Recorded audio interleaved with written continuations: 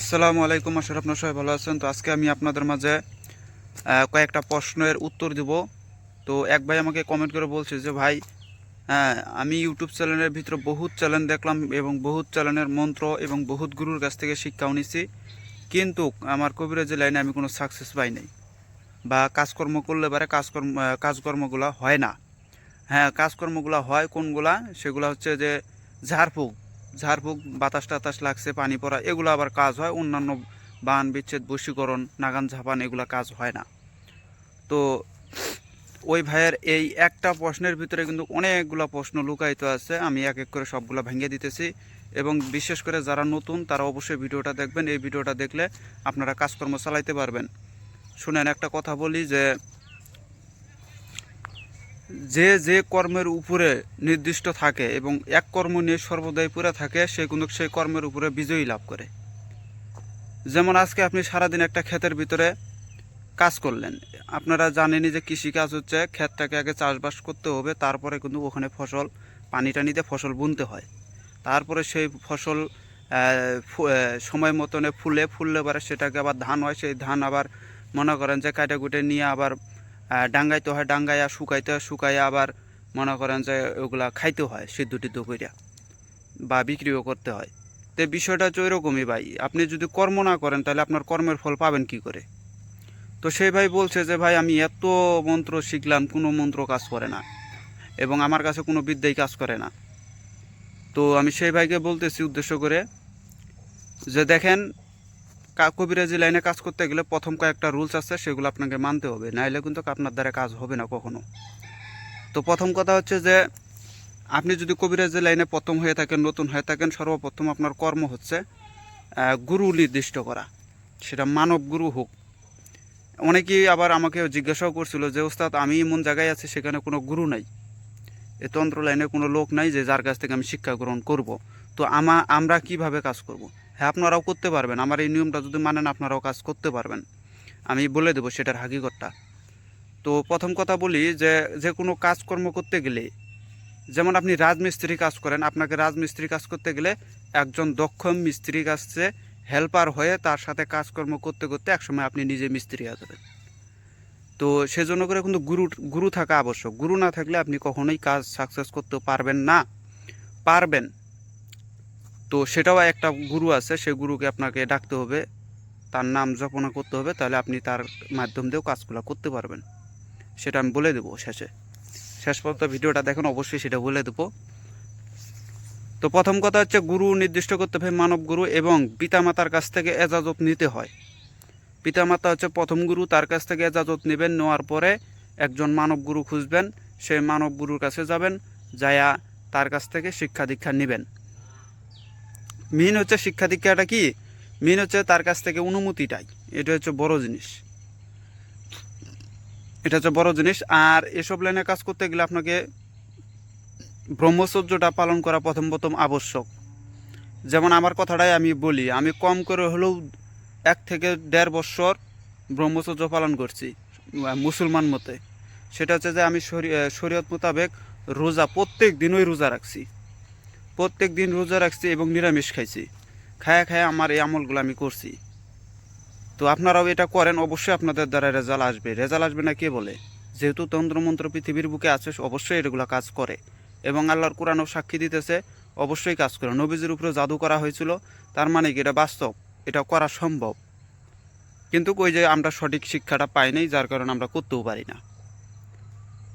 তো পিতামাতার কাছ থেকে অনুমতি নেবেন, এবং সকালবেলা ঘুম থেকে ওঠার চেষ্টা করবেন। এটা কিন্তু প্রথম প্রথম করতেই হয়, প্রথম প্রথম করতে হয়। যখন আপনি নিজেই যখন একজন গুরু হয়ে যাবেন বা নিজেই একজন মিস্ত্রি হয়ে যাবেন, তখন আপনি রুলস ভাঙ্গা ফেলান, তা তো সমস্যা নাই।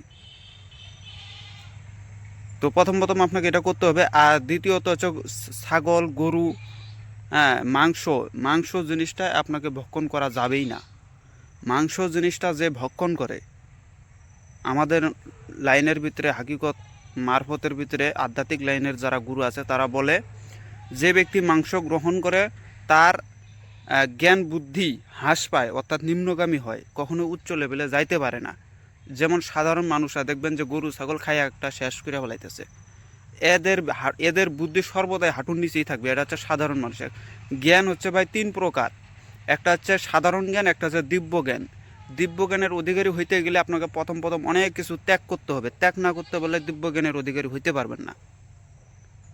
যখন দিব্য জ্ঞান আপনাকে সহযোগিতা করবে, জ্ঞান নামের গুরু যখন আপনাকে সহযোগিতা করবে, তখন আপনার কাছে সব কর্মই সঠিক হয়ে যাবে এবং প্রত্যেকটা কাজের ভিতরে জ্ঞান গুরু সহায় করবে।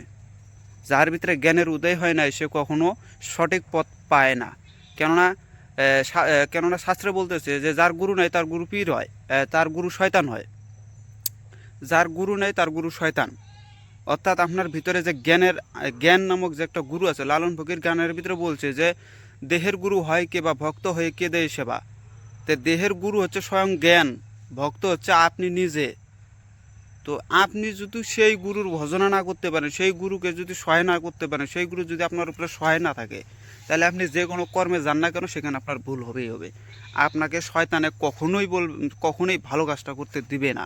আর শয়তান হচ্ছে, অনেকেই বলে যে ইবলিশ শয়তান, আজাজিল শয়তান। আসলে এগুলো হচ্ছে একটা নাম, আর এটার মূল হাকিকত হচ্ছে আপনি নিজেই একটা শয়তান। আপনার মনটাই হচ্ছে একটা শয়তান। এই ভালো এই খারাপ, এই এখন মনে করেন যে খারাপ কাজ করাইতেছে, এই আবার কতক্ষণ পরে ভালো কাজ করাবে। ওই যে যার ভিতরে জ্ঞান আছে, যার ভিতরে জ্ঞান হচ্ছে গুরু, আর বিবেক বুদ্ধি এগুলো হচ্ছে তার শিষ্য বা চেলা, বা অনেকেই বলে যে এটা হচ্ছে ছেলে সন্তান। তো বিবেক নামের সন্তান যখন আপনার ভিতরে উদিত হয়, তখন জ্ঞান গুরু কিন্তু সহায় থাকে এবং বিবেকে বাধা দিবে যে না এই কাজটা করিস না, এই কাজটা খারাপ। বিবেকে বাধা দিবে যে এই কাজটা করা যাবে না, এই কাজটা খারাপ।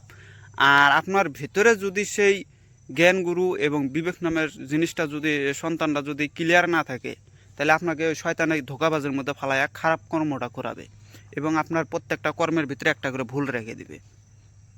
এটা হচ্ছে প্রথম কথা। আর এখন কবিরাজি লাইনের ভিতরে যদি আপনি সাকসেস করতে চান, তাহলে আপনাকে মানব গুরু এটা আবশ্যক। মানব গুরু ছাড়া কখনোই কোনো কাজ করতে পারবেন না।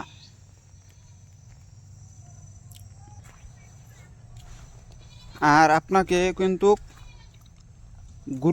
গুরুজন যারা আছে তাদেরকে সম্মান দিতে হবে, তাদেরকে ইজ্জত দিতে হবে এবং বিশেষ করে যে নিজস্ব যে তোমার যে গুরু আছে তাকে কিন্তু কখনোই তার মনের ভিতরে আঘাত দিবেন না। একটা কথায় বলে না যে গুরুর মায়ের শেষ রাইতে হয়, আসলে এটা কিন্তু বাস্তব ভাই।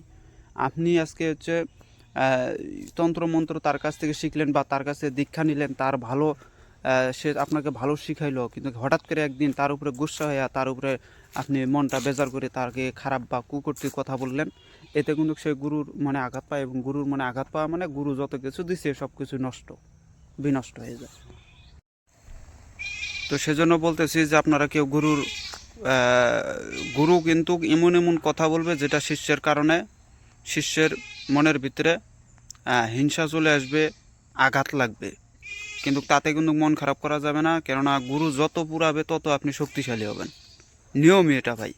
যেমন একটা স্বর্ণকে কিন্তু যদি অলঙ্কারে পরিণত করতে চান, তাকে আগে গোলাইতে হয়, তাকে নানান সাজে সাজাইতে হয়, তারপরে সে একটা অলঙ্কারে পরিণত হয়। তো বিষয়টা হচ্ছে এরকম ভাই, যদি কোনো শিষ্য যদি কোনো গুরু যদি শিষ্যের উপরে আঘাত আনে, শিষ্যকে এমন এমন কথা বলবে যেটা শিষ্য সহ্যই করতে পারবে না। তারপর গুরুর কর্ম হচ্ছে এরকম যে গুরু প্রথমত শিষ্যকে অনেক পরীক্ষা নিরীক্ষা করবে, করার পরে অরিজিনাল বস্তুগুলো তার হাতে তুলে দেয়। কেউ এত সহজে পাবে না, কারণ আমিও পাই নাই, আমি শেষে পাইছি। তো বিষয়টা হচ্ছে এরকমই। আর যারা হচ্ছে নতুন, যারা একেবারে নতুন যে আমি কাজ করব, কাজ যত হয়, তো তাদেরকে বলবো যে বিদ্যাটাই আপনি শিখতেছেন বা যে বিদ্যাটা আপনি আয়ত্ত করতে চাইতেছেন, এই বিদ্যাটা তার কাছ থেকে অনুমতি নেবেন। যদি তার কাছ থেকে অনুমতি পান এবং সে যদি মন থেকে অনুমতি দিয়ে দেয়, অনুমতি তো ভাই দুইটা, একটা হচ্ছে মৌখিকভাবে অনুমতি দিয়ে দেওয়া, আর একটা হচ্ছে মন থেকে অনুমতি দেওয়া। কেননা আল্লাহ বলতেছে আমি কারো মুখের কথায় বিশ্বাসী না, আমি বিশ্বাসী তার মনের কথায়। তো মনটা হচ্ছে বড় জিনিস। আমার আল্লাহ বলছে যে তোমার 24 ঘন্টার ভিতরে তোমার দেহের ভিতরে আমি একবার তাকাই, আর বাকি এই 24 ঘন্টার ভিতরেই তোমার মনের ভিতরে আমি 359 বার তোমার এই মনের দিকে আমি তাকাই। 360-এর ভিতরে 359 বার 24 ঘন্টার ভিতরে তোমার মনের দিকে তাকায় থাকে আল্লাহ, আর একবার শুধু আপনার এই দেহের দিকে তাকায় থাকে। তাহলে হিসাব করে দেখে নেন যে দেহ বড় না মন বড়। তো মনের কথা হচ্ছে জটিল কথা। এখন আরেকটা হাকিকত ভেঙে দেই, অনেকে মন্ত্রতন্ত্র দিয়ে কাজ করে। এখন মন্ত্রতন্ত্রই চিনে না যে এই বস্তুগুলা কি খায় না মাখে। তো আসল কথা হচ্ছে কি ভাই, একটা হচ্ছে মন আর একটা হচ্ছে তন। তন মানে দেহ, মন মানে তো বুঝেনি কি, মন্ত্র, মন্ত্র, তন্ত্র। মন মানে দেহ মন্ত্র, আর তন্ত্র মানে দেহ, সরি মন মানে মন্ত্র মানে মন, আর তন্ত্র মানে হচ্ছে আপনার দেহ। আবার এখানে যদি ভাঙ্গেন মন্ত্রকে তাহলে হচ্ছে মন আর তন একই হিসাব আসতেছে। মন্ত্র, তো যার ভিতরে মনটা ঠিক আছে এবং তনটাও ঠিক আছে, সে মন্ত্রতন্ত্রতে কাজ করতে পারে। তাই মনটাকে আগে ঠিক করেন। এবং অনেকেই আছে কি জানেন, এই যে বিচ্ছেদ বশীকরণ কাজ, বানের কাজ করার পরে যাকে বান মারতেছে তার দিকে মনে করেন যে নির্দিষ্ট কোনো মনের কোনো কেন্দ্রভূত নাই, আন্তাজে খালি মন্ত্র করতেছে আর আন্তাজে শুয়ে শুয়ে সুই কাঁটা ওই কী ভাবে পুতুলের মধ্যে আঘাত করতেছে। এতে কিন্তু কখনোই কাজের রেজাল্ট নিতে পারবেন না। আপনার মন থেকে যেটা ভাববেন ওটাই হবে। আপনি যদি একটা লোকের, আমি অত কিছু বলবো না, একটা কথাই খালি আপনাকে বলি যে আপনি যদি কাউকে খারাপ করতে চান, আমি গ্যারান্টি দিলাম কোনো মন্ত্রতন্ত্রে কিচ্ছু করার দরকার নেই। আপনি শুধু প্রত্যেক দিন তার কথা চিন্তা ভাবনা করে, সে হচ্ছে পথভ্রষ্ট হোক, সে খারাপ হোক, সে হচ্ছে তার ব্যবসা বাণিজ্য নষ্ট হোক, সে তার শরীরের ভিতরে রোগ জীবাণু ভরপুর থাকুক, এই কল্পনাটা শুধু প্রত্যেক দিন ঘুমানোর আগে একবার করে করবেন। কইরা আপনি ঘুমানেন, এভাবে লাগাতার চলে যাবেন 10, 15, 20 দিন করবেন না করবেন, দেখবেন যে আসলে যার নামে এগুলা ভাবতেছেন ওই ব্যক্তি নিশ্চিত রোগাক্রান্ত হয়ে পড়ে যায়। যেটা মনে ভাববেন ওইটাই হবে। এটা হচ্ছে ভাই মনের শক্তি, এটা হচ্ছে মনের শক্তি, এটাকেই বলা হয় মন্ত্র। এখন আমরা তো মনে করেন যে মন্ত্র দিয়ে কাজ করি, কিন্তু মনটাকে কেন্দ্রভূত করতে পারি না। এই জন্য করে আমার ইউটিউব চ্যানেলের ভিতরে ত্রাটক সাধনা দিছি। ত্রাটক সাধনা তো মাংনা দেয়নি। আমি চাই যে আমার যারা নতুন শিষ্যরা আছে বা যারা আমার ইউটিউব চ্যানেল দেখে তারা যত অল্পতে উঠতে পারে। ত্রাটক সাধনা করলে মনটা কেন্দ্রভূত হয়, এটা হচ্ছে 100% শিওর। আর মন্ত্র থাকতে হবে খাঁটি, কেননা এখন ইউটিউব চ্যানেলের ভিতরে আমি দেখছি বহুত ইউটিউব চ্যানেলের লোকেরা নকশা আর হচ্ছে মন্ত্রগুলাকে এগুলা নিজেরাই বানায়া ইউটিউবের ভিতরে ছেড়ে দেয়। এগুলা চলবে না ভাই। হ্যাঁ চলবে, কোনরা চলবে? যার ভিতরে সাধন জ্ঞান এবং আধ্যাত্মিক লাইনের জ্ঞান আছে, সাধন ভোজন আছে, ওই সব ব্যক্তি যদি কোনো মন্ত্র লিপিবদ্ধ করে ওই মন্ত্রটা কাজে লাগে, যদি সে ভেঙ্গে দেয় এবং সে যদি অনুমতি দিয়ে দেয় তাহলে কাজে লাগবে, অন্যথায় ওই সব মন্ত্রের কোনো দাম নাই। আর অনেকেই আছে এখন অনলাইন থেকে বহুত কিতাব আদি কিনে ঘর বোঝাই ঘিরে ফেলাইছে। আমি দেখছি প্রায় অনেক জায়গাতেই যা দেখছি যে কিতাবের হিসাব নাই। হ্যাঁ, একটা কথা মনে রাখবেন, কিতাব পড়ে জ্ঞান হয়, কখনো কাজ সাকসেস করতে পারবেন না। কিতাবের বিদ্যাতে কখনো কাজ সাকসেস হয় না, কেননা কোরআন পড়তে গেলে কোরআন পড়তে গেলে আধ্যাত্মিক জ্ঞানের প্রয়োজন আছে। এই আর আধ্যাত্মিক জ্ঞানটা পাইতে গেলে একজন গুরুর প্রয়োজন আছে। তাই গুরুর কাছ থেকে আধ্যাত্মিকতা অর্জন করে তারপরে কোরআনটা পড়তে যান, আপনার কাছে কোরআন পুরা খোলাসা হয়ে যাবে। আর আপনি হচ্ছে আধ্যাত্মিকতার জ্ঞান নাই আর আপনি কোরআন পড়তেছেন, ওই কোরআনের 2 টাকারও দাম নেই। কেননা আপনি দেখেন মোল্লা মুন্সিরা যেগুলো হচ্ছে কোরআন পড়তেছে ওগুলো হচ্ছে ওগুলা ফাও, বুঝে না নামাজের ধারা, আন্তাজি করে সাধন, নামাজটাই তারা চিনে না। হ্যাঁ, তারা নামাজটাই চিনে না। ওনারা মনে করেন 5টা খুঁটি ঠিক রেখে দেবো, আমি নিশ্চিত জান্নাত পাইয়া যাবো। ভাই জান্নাত হচ্ছে নিম্ন স্তরের বিষয়, জান্নাত হচ্ছে সুখের জিনিস। যারা হচ্ছে অরিজিনাল প্রেমিক তারা কখনো জান্নাত চায় না, তারা চায় হচ্ছে আল্লাহ রাসুলকে পাওয়ার, তাদের লক্ষ্য হচ্ছে আল্লাহ রাসুলের চরণে থাকা, তারা কখনো জান্নাতের লোভ করে না। তাই আপনার টার্গেট থাকতে হবে ওই রকম। এখন আমি চলে আসি যে আমরা যারা হচ্ছে পুতুলের উপরে ক্রিয়া করি, আসলে আমরা পুতুলটাকে সাজাবো, কিভাবে কাজ করব। অনেকেই কী কারণ করে দোকান থেকে ওই প্লাস্টিকের পুতুল কিনে নিয়ে আসা তার উপরে কাজ করে, এটা সম্পূর্ণরূপে মূর্খামির কাজ। প্লাস্টিকের পুতুল দিয়ে কখনো কাজ হবে না। কাজ যদি করতেই চান, সঠিক রেজাল্ট যদি নিতেই চান, তাহলে আপনি নিজের হাতে শ্মশানের মাটি, কবরের মাটি, কোনো গাছ আছে সেই গাছের ঠাল, তারপর তন্ত্র লাইনের ভিতরে আরও অনেক কিছু আছে, যে কাপড়, মরার কাপড়, এগুলো দিয়ে কিন্তু পুতুল বানাইয়া তারপরে কাজ করলে কাজ হয়। হ্যাঁ, এখন কাজ হবে কখন? আপনাকে যদি মরা হরি এবং জেন্দা হরি অরিজিনাল 20 মন্ত্র যদি আপনার গুরুর কাছ থেকে যদি আপনি নিতে পারেন অরিজিনালটা, এগুলো এই বই কিতাব হাবি যাবেন না। আমি চাইলে একটা বানাইয়াও দিতে পারি, ওগুলা নাই ভাই, ওগুলার কাম নাই, ওগুলাতে হয়ও না। আমি দেখছি বহুত কাজ করে দেখছি, ওগুলাতে হয় না। তো জেতা হরি মরা হরি যদি আপনার কাছ থাকে তাহলে আপনি পারবেন, এটা 100% শিওর আপনি পারবেন। পুতুলের উপরে যাতা হরি 100তে একবার জব করে ফুক মেরে দিয়ে তারপর ওই পুতুলের উপরে যে কর্মটা করবেন ওটাই ফাটাম লেগে যাবে, ওটার মিস হয় না।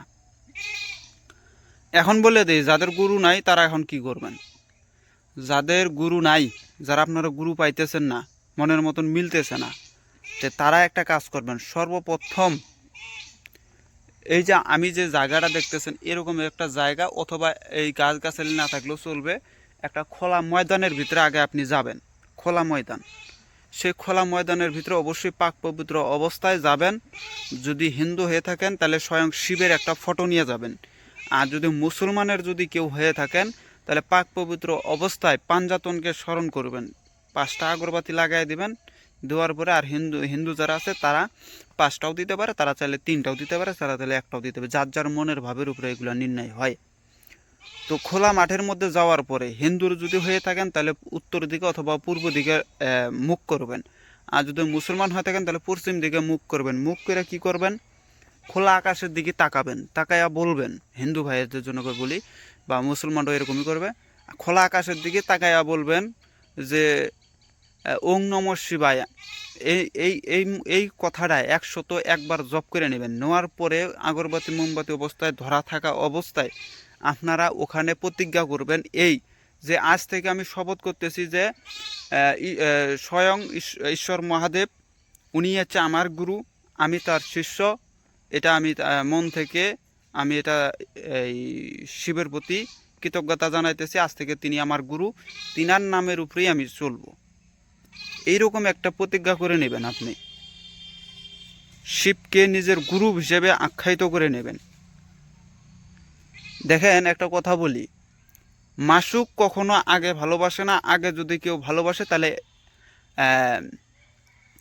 এটা কি বলে,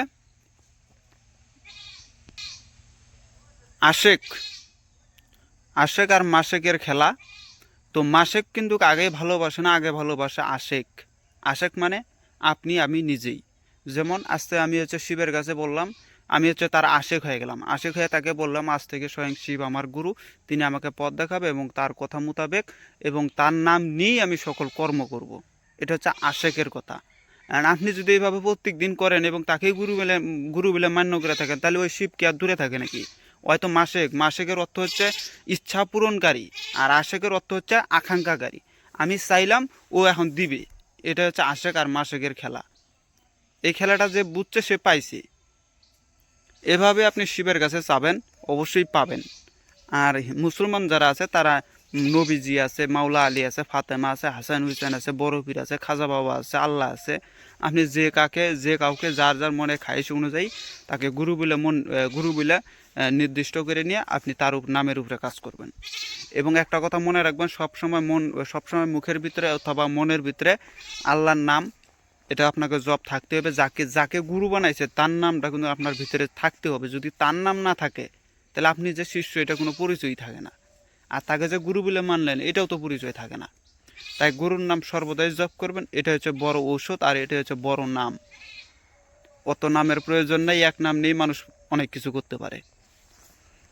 তো যাই হোক, যারা গুরু পাচ্ছে না তাদের জন্য এটা বলে দিলাম। এটা কইরা দেখেন, তারপরে আপনারা কাজকর্ম করেন, মন্ত্র শিখেন। অনেকেই আছে মন্ত্র শিখতে ভুল করে, মন্ত্র চর্চাই করতে চায় না। একবার মন্ত্র মুখস্থ করে নিলে ওই মন্ত্র শেষ হয়ে ডিপে ফেলেতে দেয়। ওগুলা মন্ত্রতে কাজ হবে না। আপনি যে মন্ত্র শিখছেন কাজ করেন আর না করেন, ওইটা কম বেশি যখনই ফাঁকা পাবেন তখনই ওটা জব করা শুরু করবেন। কেননা একটা জিনিস আমি আপনাদেরকে উদাহরণস্বরূপ বুঝাই, যে একটা ছুরি যদি আপনি ফেলে রেখে দেন, ওই ছুরিটা জঙ্কার ধরে ফেলাবে। ওই ছুরিটা পরে আর কাটবে না, কোনো কিছু কাটে না। তদরূপ আপনি যে বিদ্যাটা একবার মুখস্থ করে রাখছেন, ওইটা যে খালি ওই মুখস্থ করে রাখা পর্যন্তই শেষ করছেন, ওই বিদ্যা দিয়ে পরবর্তীতে কাম করলে ওইটার রেজাল্ট আপনি নিতে পারবেন না। এই জন্য আমি বলতেছি যত পারেন জবের মধ্যে থাকেন। কেননা জব করলে পরে ঊর্জা শক্তি নিজের কাছে কেন্দ্রভূত হয়। আশেপাশে যত ঊর্জা শক্তি এগুলো আপনার ভিতরে প্রকাশিত হয় এবং তখন ওই মন্ত্রটা কাজ করে। আর একবার মুখস্থ করে নিলেন আর করলেন না, ওইটা কখনোই ঊর্জা শক্তি আপনার ভিতরে কেন্দ্রভূত হবে না, আর আপনার ওই মন্ত্র দ্বারা কাজও হবে না। এটা মনে রেখে দিন, এটা 100% বাস্তব কথা বলে দিলাম। আর মন্ত্র শিক্ষা করার নিয়ম হচ্ছে কোন জায়গা জানেন? যেখানে ঊর্জা শক্তি বৃদ্ধি থাকে ওই জায়গায় যে মন্ত্র শক্তি শিখতে হয়। এখন আমরা তো জানিই না যে ঊর্জা শক্তি কোথায় বৃদ্ধি থাকে। আমি আজকে যে কথাগুলো বললাম এগুলো যদি কেউ খেয়াল করে আর শুনতে পারে, আমি গ্যারান্টি দিলাম তার বিদ্যা বিফল যাবে না। আর সেটা হচ্ছে যে যদি ঊর্জা শক্তি বৃদ্ধি করতে চান, প্রথমত আপনাকে হচ্ছে 3 মাথায় যাইতে হবে, 2 নাম্বার হচ্ছে শ্মশানে যাইতে হবে, 3 নাম্বার হচ্ছে কবরে যাইতে হবে, 4 নাম্বার হচ্ছে আপনারা যদি আপনাদের বাড়ির আশেপাশে যদি কোনো গাভী থাকে, গরু থাকে, গাভী থাকে, গাভীর একটু ফাঁকে থাকবে, আপনি একটু ফাঁকে থাকবেন, ওখানে বসে থেকে মন্ত্র শিখবেন। 100% ওই মন্ত্র তফাল মানে কাজ করবেই করবে, ওটার ঊর্জা শক্তি অল্পতেই বৃদ্ধি পায়। গরু, অনেকেই কয় গরুর কানে গেলে বলে মন্ত্র কাজ করে না, এটা ভুল কথা ভাই। গরুর কানে গেলে মন্ত্র কাজ করে, ছাগলের কানে গেলে মন্ত্র কাজ করে না। তাই ছাগলের কানে দিবেন না, গরুটাকে একটু দূরে বেঁধে রাখবেন। হ্যাঁ, আর আপনি গরুর পাশে বসে মন্ত্র শিখবেন। আপনারা হয়তো আমার কথাটা বিশ্বাস করবে না, মুসলমান যারা আছে, হিন্দু শাস্ত্রের ভিতরে আমি এই স্পষ্ট, গুরুর পুরাণের ভিতরে স্পষ্টভাবে বলা আছে যে গরু যেখানে থাকে সেখানে ঊর্জা শক্তি বৃদ্ধি থাকে, এবং গরু যেখানে থাকে গরুর ভিতরে কিন্তু পঞ্চশক্তি আছে ভাই। গরুর ভিতরে পঞ্চশক্তির রস আছে। এই পঞ্চশক্তির রস যদি কেউ একবার বানায়া খাইতে পারে, বিজ্ঞান প্রমাণ করছে যে পৃথিবীর বুকে এমন কোনো রোগ নাই যে ওই পঞ্চশক্তির দ্বারায় ওই রোগটা না যায়। এই জন্য বিজ্ঞান এটাকে গোপন করে ফেলাইছে, বিজ্ঞান এটাকে প্রকাশ করে নাই, আজ পর্যন্ত করেও না, ভবিষ্যতেও করবে না। করলে এসব ডাক্তার মাক্তার একটাও থাকবেও না, কেননা ওই এক ওষুধ খাইয়ে আপনারা সবাই সমস্ত রোগ দূরীভূত করতে পারবেন, কিন্তু ওইটাকে বানাইতে একটু কঠিন ব্যাপার, যার কারণে পাবলিক যারা আমরা আছি আমরা এত সহজে চাইলেও বানাইতে পারি না, কিন্তু চেষ্টা করলে পারা যায়। এই জন্য দেখবেন আপনারা অনেক হিন্দুরা আছে গরুর মুত খায়, গরুর মুতে গোসল করে। কেন করে ভাই? এগুলার মূল হাকিকত আছে। গরুর পূজা করে, গাছের পূজা করে, সূর্যের পূজা করে, মাটির পূজা করে, আকাশের পূজা করে, বাতাসের পূজা করে। কেন করে? আপনি হয়তো ভাববেন যে এরা হচ্ছে শিরকি কাজ করে, আসলে না। এই মাটিটা যদি না থাকতো আপনি থাকতেন কই? এটা আগে কোন। সূর্যটা যদি আজকে না থাকতো কোনো কিছু হইতো নাকি? কিছুই হইতো না। বাতাস না থাকলে আপনি শেষ। এসব পঞ্চভূতের ভিতরে একটা নাই হয়ে গেলে মানে আপনি শেষ। তো এগুলো বিষয় আছে ভাই। পূজা যাতা ব্যাপার না, পূজা এমনি এমনি করে না। তো এই ছিল আজকের ভিডিওটা। যদি আমার কথায় কোনো ভুল ত্রুটি হয় থাকে অবশ্যই আমাকে ক্ষমা দৃষ্টিতে দেখবেন। আমি যতটুকু চেষ্টা করছি আপনাদেরকে বোঝানোর জন্য, ভিডিওটা অনেক বড় হয়ে গেছে। তো আমি চাই নাই যে ভিডিওটা বড় করবো, কেননা আসল কথাগুলা, এগুলা কথা যদি আপনাদেরকে বলি ভিডিওটা অবশ্যই একটু বড় হয়ে যাবে।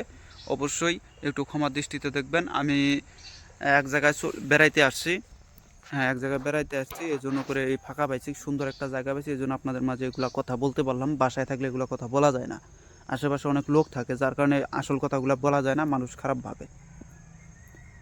আর আরেকটা কথা বলে দেই, যারা আছেন তাদের উদ্দেশ্যে বলতেছি, যে কোনো কাজকর্ম করার আগে অবশ্যই গুরুকে স্মরণ করবেন ভাই। গুরু হচ্ছে প্রধান জিনিস। হ্যাঁ, গুরু হচ্ছে প্রধান জিনিস। গুরুকে স্মরণ করে তারপরে আল্লাহ রাসুলকে স্মরণ করবেন। মনের ভিতরে গুরুর নাম থাকবে, আল্লাহ রাসুলের নাম থাকবে। আপনার মন পরিষ্কার তো দুনিয়া পরিষ্কার, আপনার মন পরিষ্কার তো আপনার সব কিছুই হবে, কোনো মিস নাই। আর আজকালকার আমি ইউটিউব চ্যানেলের ভিতরে অনেক গুরু দেখছি যারা মনে করেন যে কোনো শিষ্য যদি আসে, মাথা একটা নিয়ে শিষ্যর মাথায় তুলে দেওয়া, কয় যা তোকে আশীর্বাদ দিয়ে দিলাম। এগুলো ভাই কুফরি। মরার মাথা দিয়ে আপনারা করতেছেন না। জ্যান্ত মানুষটাকে যদি তুলে দিতেন তাও আমি মাইনে নিতাম, না এটা জ্যান্ত আছে, মরাটাকে দেন কে ওখানে? এই মাথাটা, আমার যে মাথাটা, এই মাথার থেকে কি ওই মরার মাথার দাম বেশি? কেউ কি বলতে পারবে যে আমার এই মাথার থেকে ওইটার দাম বেশি? এটা হচ্ছে যারা গাধা আছে, হ্যাঁ সরাসরি বলে দিই, যারা গাধা কতগুলো লোক আছে, হেরা ওই রকম ওই যে ওই মাথা মুতা আলা এই তান্ত্রিকের কাছে যাইয়া বায়াত গ্রহণ করে ওই মাথা তুলে দেয়, দিয়ে কয় জাত কাছ থেকে এটা এটা দিয়ে দিলেন। এগুলো হচ্ছে ভাই কুফরি, জিন, ভূত প্রেত নিয়ে খেলা করা। হ্যাঁ, আগেলকার আমি দেখছি, আমার জ্ঞানে আমি দেখছি যে মাথা, ভূত প্রেত প্রথম হচ্ছে সিদ্ধি করতে হয়। ভূত প্রেত সিদ্ধি করার পরে একজন সাধক উচ্চ লেভেলে যাইতে পারে।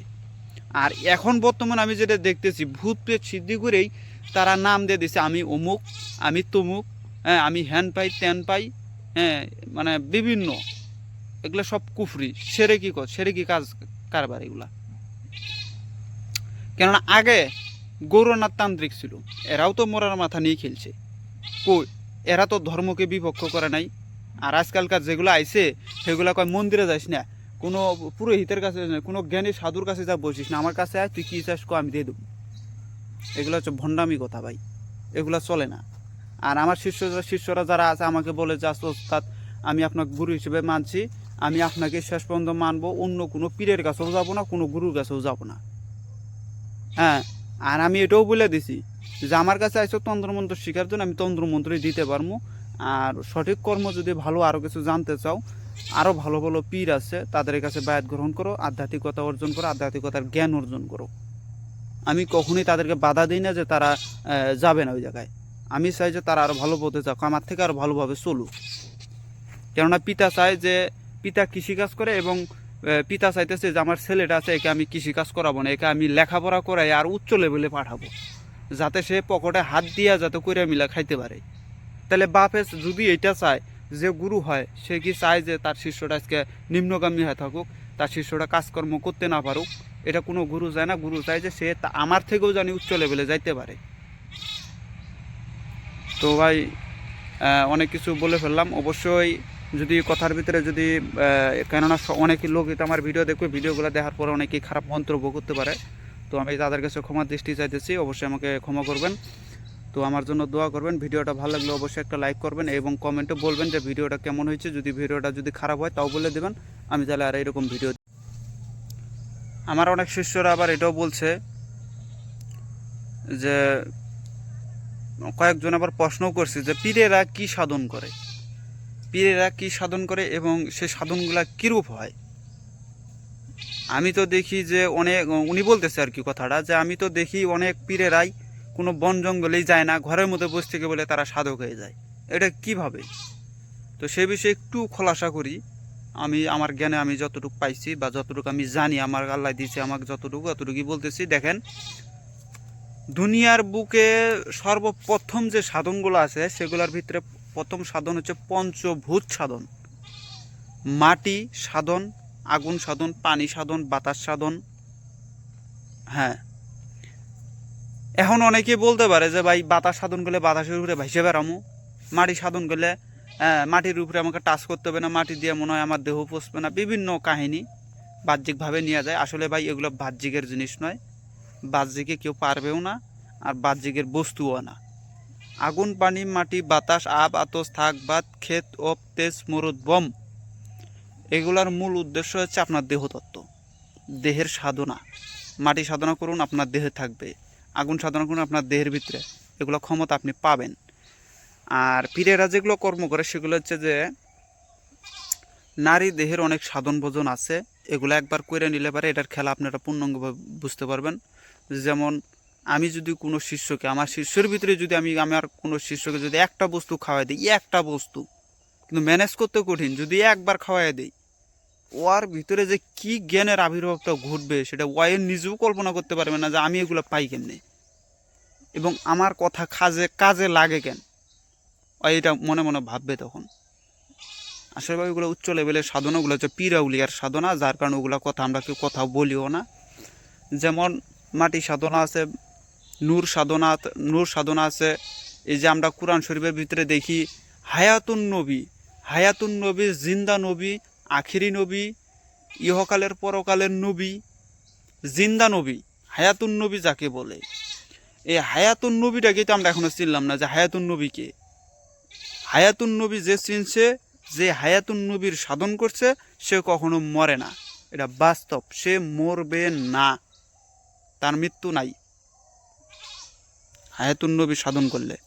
আর যদিও মৃত্যু তো সবারই আছে। এখন মুখটা কইলে বারে আপনারা মনে করবেন যে মৃত্যু নাই মানে কি, না, মৃত্যু সবারই আছে।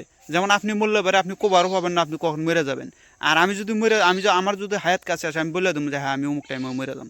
এটাই হচ্ছে মৃত্যুর খেলা, এটা হচ্ছে হায়াতুন নবীর খেলা। যে একবার ভক্ষণ করছে, যে একবার খাইছে, যে একবার সাধন করছে, ওই নিজের মৃত্যুকে নিজেই কন্ট্রোল করতে পারে। এটা হচ্ছে হায়াতুন নবীর সাধনা, যেটা স্বয়ং খোয়াজ খেজির করছে, আবহায়াতের পানি খাইছে, এটাও আছে। আবহায়াতের পানি, জমজমের পানি, কূপ, কাউসার, অমৃত সুধা, মধু, আরও আছে।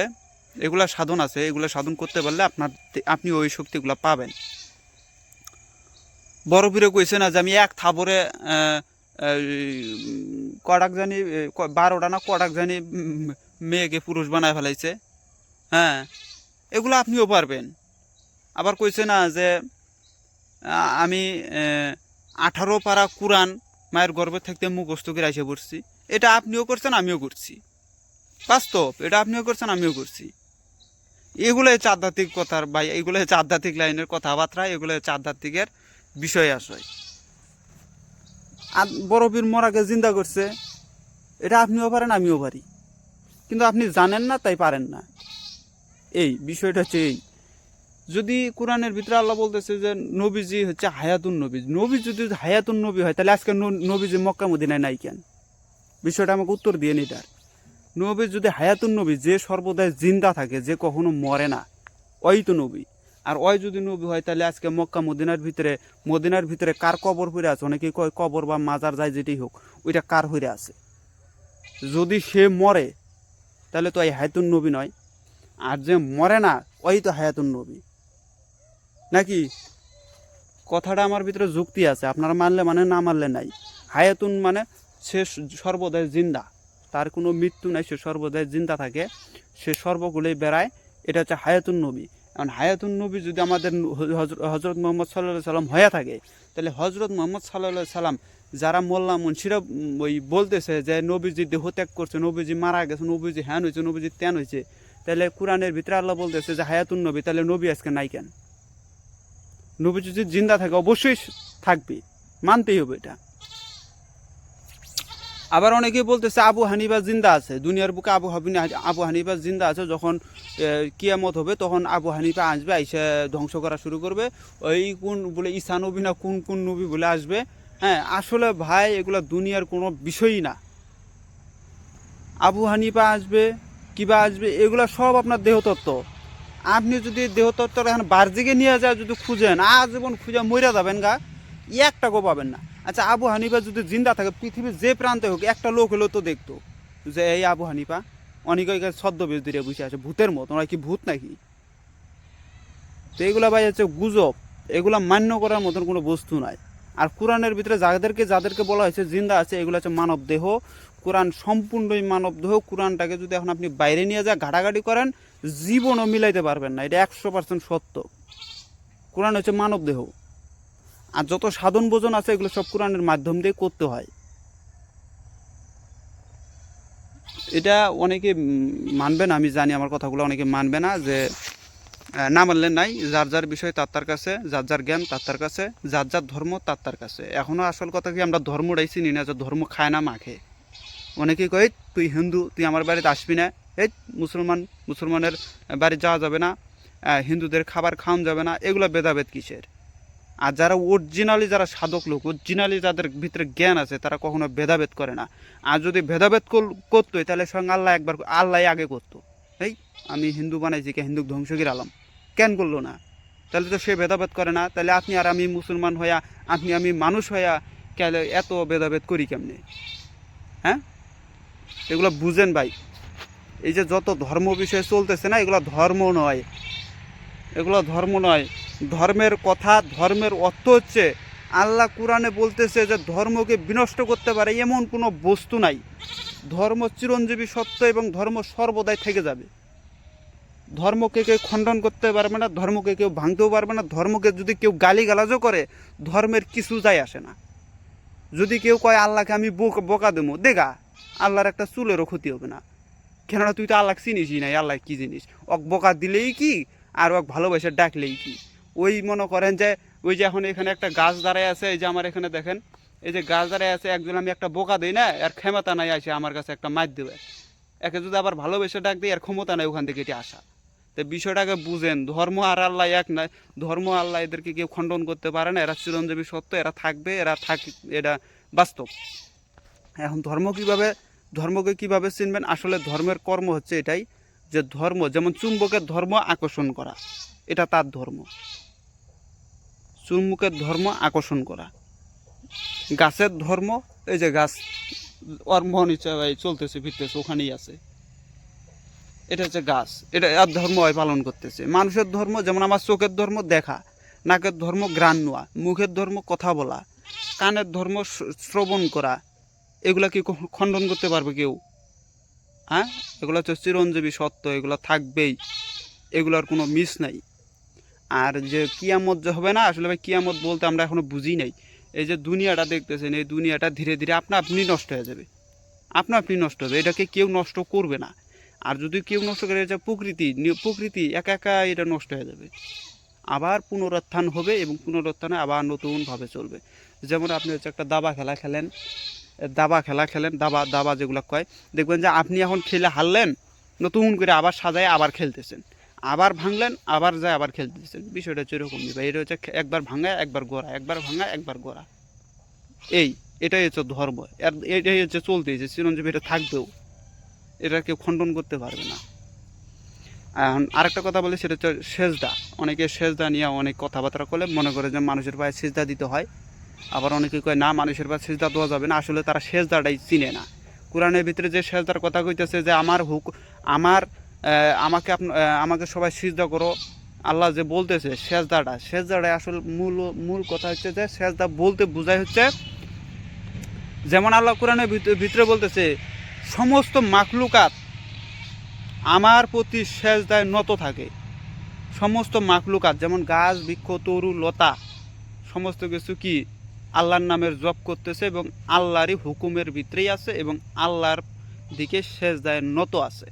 এখন আমরা অনেকেই বলি যে সেজদা মানে তো মনে হয় মাথা নত করে দেওয়া। আসলে সেজদা মানে মাথা নত করার না, এটা সম্পূর্ণরূপে মূর্খামির কাজ। যদি এটা হইতোই যে মাথা নত করে দিলে যদি সেজদা হইতো, তাহলে গাছ আজকে মাথা নত করে দিতে, গাছের গোড়া উপর মুখে থাকতো, মাথা নিচ দিকে থাকতো, তাইলে তার এটা সেজদা হইতো। গাছ তো যেরকম দেখতেছে সেরকমই সোজা হয়ে আছে, হয়তো মাথা নত করে না, তাহলে কি সেজদা হয় নাই? না, ওর সেজদা হয়েছে। সেজদার অর্থ হচ্ছে যে স্বয়ং স্রষ্টাকে মান্য করে তার কথার মধ্যে চলা, তার হুকুম ব্যতীত না চলা, এটাই হচ্ছে সেজদা। যেমন গাছকে হুকুম করছে এই তুই এভাবে থাক, তাই গাছ আজ পর্যন্ত ওখানেই আছে, ওর বাপেরও সাধ্য নাই ওখান থেকে একটু নড়ে আরেক জায়গায় যাবে। এটাই হচ্ছে সেজদা। সূর্য হুকুম দিয়ে দিছে তুই প্রত্যেক দিন ওখানে আলো দিয়েই থাকবি, ওই আলো দিয়েই আছে। আর পৃথিবী হুকুম করছে তুই খালি একটু করে ঘুরবি, ওই পৃথিবী আজও ঘুরতেইছে। এই যে এগুলো সমস্ত কিছু হচ্ছে আল্লাহর হুকুমের ভিতরেই আছে, তাই এটাকে সেজদা বলা হয়।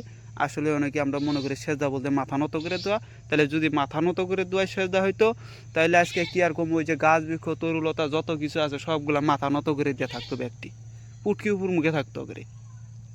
আসলে ওটা সেজদা না, সেজদা বলতে হচ্ছে আল্লাহর হুকুমের ভিতরে থাকা, আল্লাহর হুকুমকে মান্য করে চলা, এটা হচ্ছে সেজদা, প্রধান সেজদা। যার কারণে আল্লাহ কোরআনে বলতেছে যে সমস্ত সৃষ্টি আমার প্রতি সেজদায় নত থাকে, অর্থাৎ তার হুকুমের ভিতরেই থাকে, এটাকে বলা হয় সেজদা। যেমন যখন আদম তৈরি করা হয়েছিল, আদমকে সমস্ত 70,000 ফেরেশতা যেগুলোকে বলা হয়, আসলে 70 তো হাজার না, এটা 70 জনকে বোঝানো হয়েছে। আর 70 জনের ঊর্ধ্বে যেগুলো আছে সেগুলোকে হাজারে নিয়ে যাওয়া হয়েছে। তো এখানে কিছু হাকিকত আছে, এটা আমি বললাম না, অন্যদিকে কথা চলে যাবে। তো যাই হোক, 70,000 ফেরেশতাকে যখন আল্লাহ বলে যে তোমরা আদমের পায়ে সিজদা করো, যখন কথাগুলো আদমের প্রতি নত হও, তখন এই সমস্ত ফেরেশতায় আল্লাহর হুকুমকে মান্য করে নত হইল, কিন্তু ইবলিস বা আজাজিল, যাকে আমরা জিন জাতির একজন বলি, ওই নত হয় নাই। এর কারণ হচ্ছে সে আল্লাহর হুকুমকে অস্বীকার করলো। এটাই হচ্ছে সে সেজদার মানে বিপক্ষে চলে গেল। আল্লাহর হুকুমই ছিল সেজদা। আল্লাহ বললো এই ফেরেশতা নত হও, ফেরেশতা নত হইল, তারা আল্লাহর হুকুমকে মানলো, এটাই হচ্ছে সেজদা। আর যে ইবলিশ মানলো না, এটা হচ্ছে সেজদার বরখেলাপে চলে গেল এবং আল্লাহর বিরুদ্ধে চলে গেলো, আল্লাহর কথাকে অমান্য করলো, এটাই হচ্ছে সেজদার বরখেলাপে চলে গেল। বিষয়টা বোঝা গেছে আসলে? তো অনেক কথাবার্তা বলছি, ভিডিওটা অনেক বড় হয়ে গেছে। তো যারা শুনছেন তারা ভাগ্যবান, আমি আশা করি। আর যারা শুনেন নাই তারা দুর্ভাগ্যবান। কেননা জ্ঞান বৃদ্ধি করতে গেলে জ্ঞানীর কাছে বসতে হয়। আর সঙ্গ দোষের লোহা ভাসে। সৎ ব্যক্তির সাথে সঙ্গ করবেন, আপনি নিজেও সৎ হবেন। অসৎ ব্যক্তির সাথে সঙ্গ করবেন, আপনি নিজেও অসৎ হবেন। এটা বাস্তব। আপনি যদি